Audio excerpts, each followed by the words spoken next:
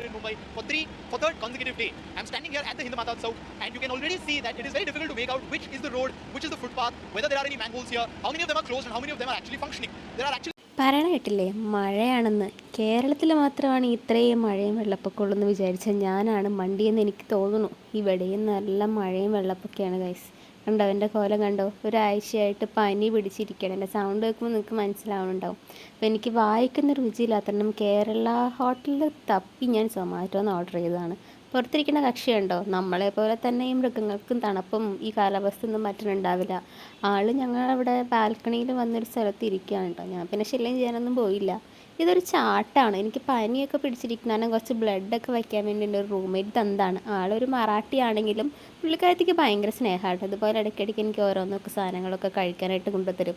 എനിക്ക് തീരെ ഇമ്മ്യൂണിറ്റി ഇല്ല എന്നുള്ളതാണ് ചേച്ചിയുടെ വാദം. അപ്പം ഞാനിങ്ങനെ അതൊക്കെ കഴിഞ്ഞൊരു ഫ്രൂട്ട്സൊക്കെ കട്ട് ചെയ്ത് ഇങ്ങനെ ഇരുന്ന് കഴിച്ചുകൊണ്ടിരിക്കുകയാണ്.